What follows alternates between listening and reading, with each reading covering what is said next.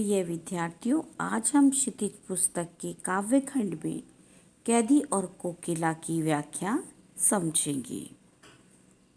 यह कविता कवि ने कैद खाने में लिखी है। कवि स्वतंत्रता सेनानी हैं जो स्वतंत्रता प्राप्ति के लिए जेल गए हुए हैं। जेल के एकांतवास में अर्धरात्रि के समय भयंकर अंधकार में एक कोयल वहाँ पर बोलना शुरू करती है। आइए आगे बढ़ते हैं। क्या गाती हो, क्यों रह रह जाती हो, कोकिला बोलो तो, क्या लाती हो संदेश किसी का, कोकिला बोलो तो। कवि कहते हैं, हे कोयल, कोकिला का अर्थ होता है कोयल। हे कोयल, तुम कारागार के ऊपर मंडराकर बार बार क्या गा रही हो। तुम अपने मन की कौन सी गहरी बात कहना चाहती हो, बताओ कोकिला बोलो तो। या तुम किसी का संदेश मेरे लिए लाई हो। संदेश किसी का, कोकिला बोलो तो। क्या तुम मुझे कोई संदेश देना चाहती हो, किस प्रकार के भाव को मेरे मन में भरना चाहती हो, कोकिला बोलो तो। कोकिला मुझे स्पष्ट रूप से बताओ कि तुम क्या कहना चाहती हो। ऊंची काली दीवारों के घेरे में, डाकू चोर बटमारों के डेरे में, जीने को देते नहीं पेट भर खाना, मरने भी देते नहीं तड़प रह जाना। जीवन पर अब दिन रात कड़ा पहरा है, शासन है या तम का प्रभाव गहरा है। हिमकर निराश कर चला रात भी काली, इस समय काली मैं जागी क्यों आली। कवि कहते हैं, ऊंची काली दीवारों के घेरे में, क्योंकि वह जेल में बंद हैं। जेल की दीवारें बहुत ऊंची ऊंची हैं और काले रंग की हैं, वहाँ पर अंधकार व्याप्त है। तो वह कहते हैं कि मैं यहाँ कारागार की ऊंची और अंधेरी दीवारों के घेरे में बंद हूँ। डाकू चोर बटमारों के डेरे में, बटमार जो लोग राह चलते लोगों को लूटने वाले डाकू, ठीक है, जो राह में जाते हैं उनको जो लोग लूटते हैं। तो वह कहते हैं कि यहाँ डाकू चोर बटमार, राह में लूटने वाले डकैत आदि दुष्प्रवृत्ति के लोगों के साथ मैं इस कैद खाने में बंद हूँ। जीने को देते नहीं पेट भर खाना, और हम लोगों को, जो स्वतंत्रता सेनानी है अंग्रेजी सरकार, हम लोगों को जीने के लिए पर्याप्त भोजन होता है वह भी नहीं देती, यानी हमको पेट भर कर खाना नहीं देती जिससे हम जी सके। मरने भी नहीं देती तड़प रह जाना, और ना ही हमको मरने देती है, ना ही हमें मरने देती है और ना ही हमें भरपेट खाना देती है जिससे हम जिए। बस वो क्या कर रही है, हम पर सिर्फ अत्याचार कर रही है। बस हमारा जीवन क्या रह गया है, तड़प कर रह जाना, यानी हम रोज तड़प कर रह जाते हैं। कवि कहते हैं, जीवन पर अब दिन रात कड़ा पहरा है, कि जो अंग्रेजी सरकार के जो सिपाही हैं वो रात दिन स्वतंत्रता सेनानियों पर कड़ा पहरा रखते हैं, उनकी हर कार्य पर नज़र रखते हैं, यानी उन्हें किसी भी प्रकार की स्वतंत्रता प्राप्त नहीं है। शासन है या तम का प्रभाव गहरा, ये शासन है, इसको हम शासन नहीं कह सकते।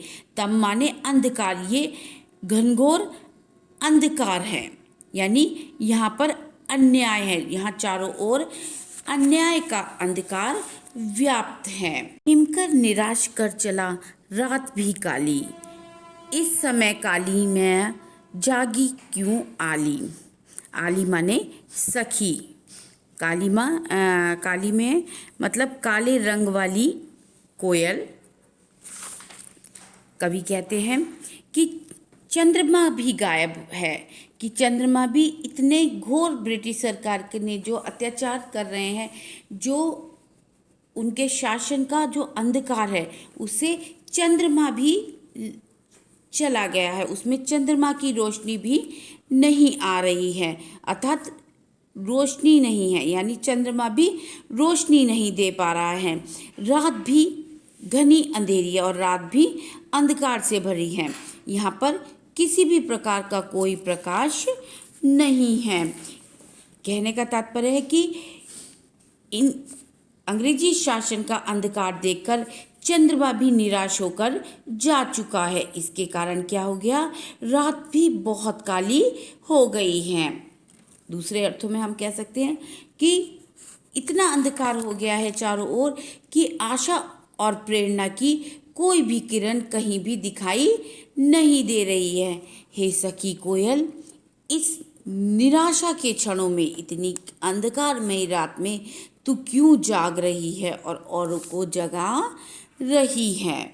यह कवि कोयल से कह रहे हैं, हे सखी कोयल, तू इतनी निराशा के क्षण में क्यों जाग रही है और लोगों को जगाने का प्रयास कर रही है।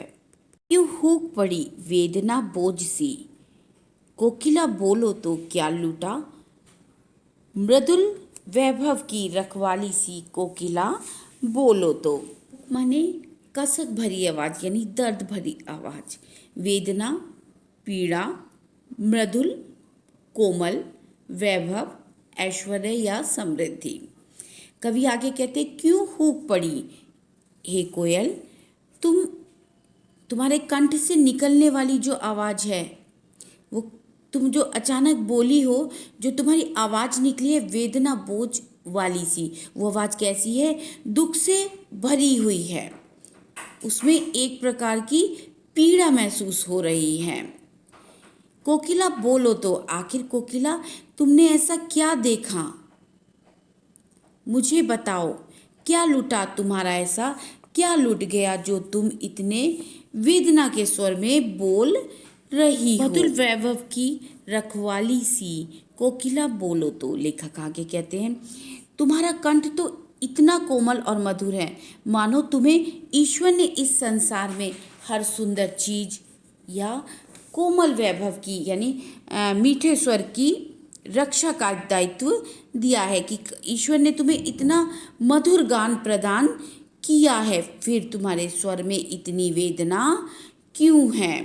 कोयल मुझको बताओ, क्या हुई बावली अर्धरात्रि को चीखी, कोकिला बोलो तो, किस दावानल की ज्वालाएं हैं दिखी, कोकिला बोलो तो। बावली का अर्थ होता है पागल, अर्धरात्रि मतलब आधी रात को, दावानल का अर्थ होता है जंगल में, जंगल की आग, और ज्वाला मतलब आग की लपटें।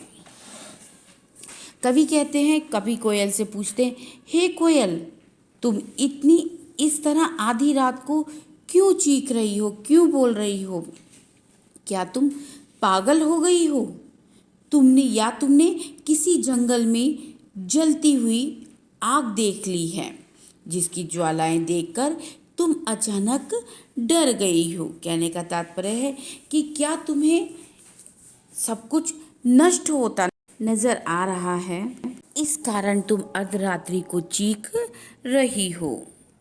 कोकिला बोलो तो, क्या देख न सकती जंजीरों का गहना, हथकड़ी क्यों, यह ब्रिटिश राज का गहना, कोहलों की चरकचू, जीवन की तान, गिट्टी पर उंगलियों से लिखे गान, हूँ मोट खींचता लगा पेट पर जुआ, खाली करता हूँ ब्रिटिश अकड़ का कुआं, दिन में करुणा क्यों जागे रुलाने वाली, इसलिए रात में गजब ढा रही आली। चू यानी कोहलू के बैल, कोहलू चलने की आवाज़, गिट्टी पत्थर की छोटी छोटी रोड़ें, मोट कोहलू का चरसा, गजब ढाना आतंक मचाना। अब आगे हम इसका भाव समझते हैं।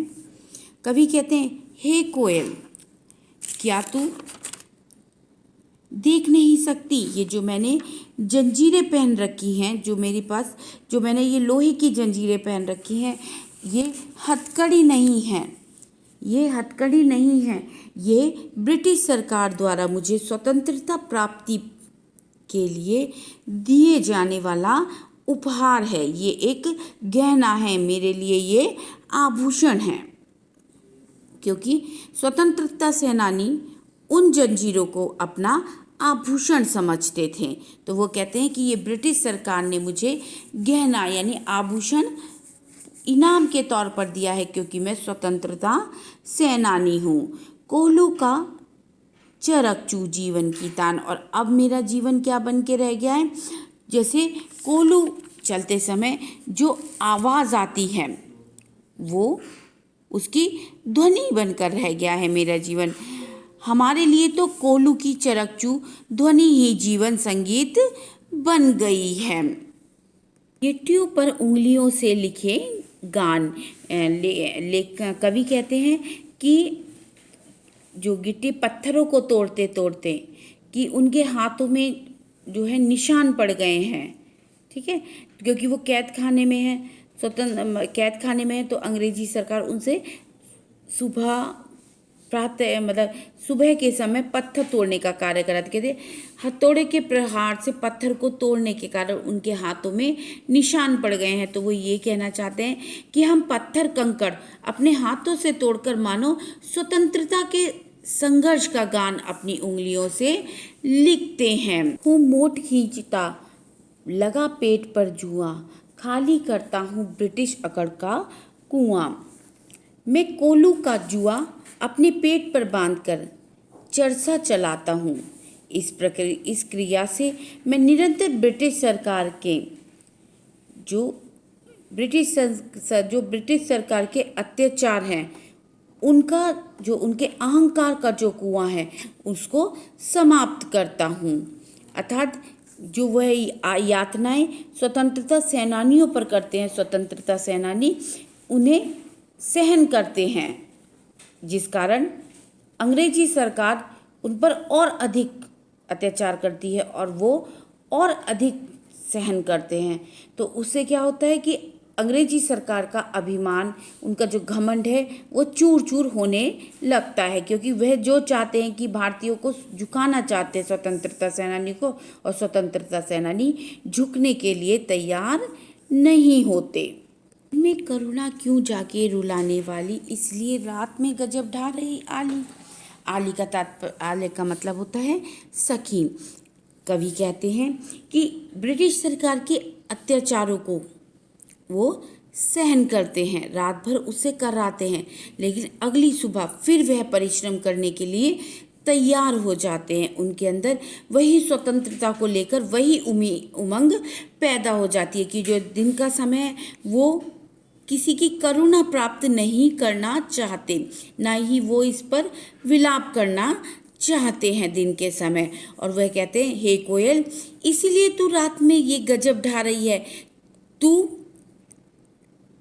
रात में दिन के परिश्रम से उभरे हुए घाव पर मलहम लगाने के लिए आई है। कहते हैं, इस शांत समय में अंधकार को भेद रो रही क्यों हो, कोकिला बोलो तो चुपचाप मधुर विद्रोह बीज, इस भांति बो रही क्यों हो, कोकिला बोलो तो।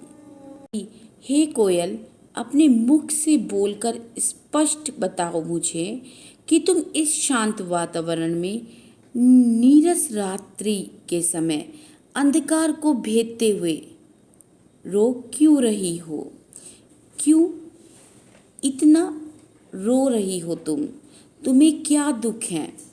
तुम अपनी वेदना की मधुर आवाज में मेरे हृदय में विद्रोह क्यों पैदा कर रही हो। लेखक कहना चाहते हैं कि कोयल, तुमने ऐसा क्या देखा या तुम्हारे साथ ऐसा क्या हुआ है जो तुम्हारे वाणी में इतना दुख है। क्या तुम मुझे फिर से अंग्रेजों के खिलाफ या अंग्रेजों के शासन के खिलाफ, उनके खिलाफ विद्रोह के बीज मेरे अंदर बोना चाहती हो। कोयल बोलो तो। कविता का शेष अंश हम अगली वीडियो में पढ़ेंगे। धन्यवाद।